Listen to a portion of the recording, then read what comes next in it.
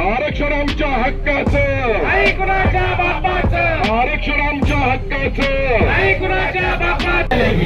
तेरी दादागिरी नाही चलेगी, नाही चलेगी. ओबीसी जागा हो, आरक्षणाचा धागा हो, ओबीसी जागा हो, आरक्षणाचा धागा, ओबीसी जागा हो, आरक्षणाचा धागा हो, ओबीसी जागा हो, आरक्षणाचा धागा हो, ओबीसी जागा हो. आरक्षणाचा. त्याला आळा घालण्यासाठी म्हणून सर्व ओबीसी महाराष्ट्रातले एक झालेले आणि त्यातला हा प्रकार आज पालघरमधील सर्व पक्षीय, सर्व जातीय, सर्व धर्मी ओबीसी जे आहेत आणि त्यांचा ओबीसीमधलं जरांगेच्या दबावाखाली आरक्षण मराठ्यांना देण्यासाठी आमचा पूर्ण विरोध आहे. मराठ्यांच्या काही गरीब ऊसतोड कामगार त्यांना आरक्षण मिळालं पाहिजे, याबद्दल आम्ही कधी दुमत नाही. पण जरांगेच्या दबावाला झुकून सगळे सोयरे नावाचा शब्द हा पूर्णपणे निघून गेला पाहिजे, कारण हा खूप मोठा शब्द आहे आणि त्यामध्ये सगळे येतात. जर का मराठ्यांना सगळे चोरी आहेत तर सर्व जाती धर्मांना सगळे चोरी आहेत. त्यामुळे या महाराष्ट्रात नव्हे तर भारतामध्ये कोणी ओबीसी राहणार नाही, अशा प्रकारे नको ते लोकांसमोर आणू नये.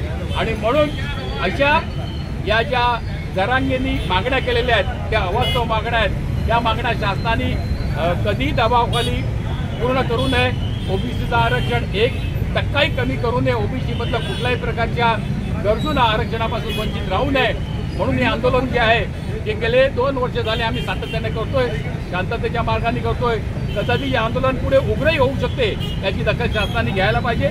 आणि म्हणून आपल्यामार्फत मी शासनाला सांगू इच्छितो की ओबीसी किती शांत असला तरी ओबीसी भडकल्यानंतर काय होतं हे आपल्याला नक्कीच बघायला मिळेल. म्हणून तुम्हाला परत एकदा विनंती करतो की ओबीसीचं कुठलंही आरक्षण कमी होता कामा नये. जात न्याय जनगणना झालीच पाहिजे, त्यातनं कळेल दूध का दूध पाणी का पाणी होऊन जाईल.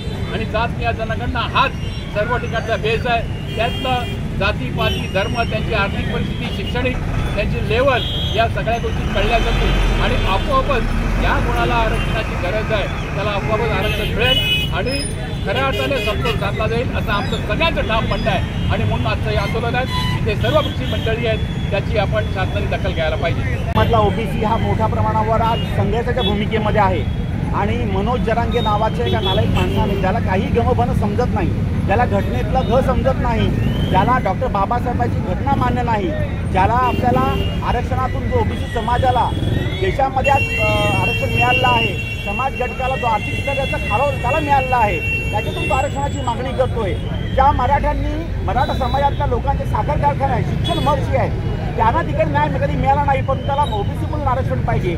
आणि याकरता जो सरकारवर दबावून टाकण्याचा जो प्रयत्न आहे याला उठवून टाकण्यासाठी ओबीसी समाज रस्त्यावर आलेला आहे. आणि मला वाटतं की सरकार अशी कुठलीच हिंमत कुठल्याही सरकारने करू नये की ज्या माध्यमातून ओबीसी समाज हा रस्त्यावर उतरेल, तो संघर्षाच्या भूमिकेमध्ये येईल. जे आरक्षण घटनेने मिळालंय तो कोणतरी व्यक्ती उठतो आणि तो आपल्या उपोषणाच्या माध्यमातून सरकारला नमवण्याचा प्रयत्न करतो. आणि ह्याच्यामध्ये जर कुठं राजकारण असेल तर राजकारण पण मोडून काढलं पाहिजे. त्या मनोज जरांगे नावाच्या व्यक्तीला जेलमध्ये टाकलं पाहिजे. अशा प्रवृत्ती ठेचून काढणं अत्यंत गरजेचं आहे. नाहीतर या महाराष्ट्रामध्ये सामाजिक जातीय सलोखा हा राहणार नाही.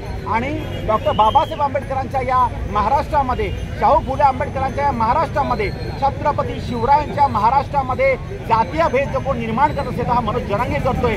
त्यामुळे ह्याला अटक झाली पाहिजे, ह्याच्यावर कारवाई झाली पाहिजे. आणि ओबीसीचं आरक्षण हे कोणी मनोज जरांगेच्या व्यक्तीने दिलेलं नाही आहे, तर हे आरक्षण घटनेने मिळालेलं आहे, मंडळ आयोगाच्या माध्यमातून मिळालेलं आहे. आणि म्हणून याच्यावर कारवाई होऊन ओबीसीचं आरक्षण अबाधित राहावं याकरता पालघर जिल्ह्यातला ओबीसी हा संघर्षाच्या भूमिकेमध्ये आहे. आणि वेळ पडली तर हा समाज, ओबीसी समाज, मग आमचा मांगेला असेल, मच्छीमार असेल, कुंडी असेल, वाडवळ असेल, आगरी असेल, कोळी असेल, वंजारी असेल, भंडारी असेल, कोणी असेल, वाडवळ असेल, हा रस्त्यावर उतरून संघर्ष करेल. आणि नंतर जे परिणाम होतील हे मला वाटतं हा त्यावेळेला या मनोज जरांगेला कळेल की ओबीसीची ताकद ही किती मोठी आहे.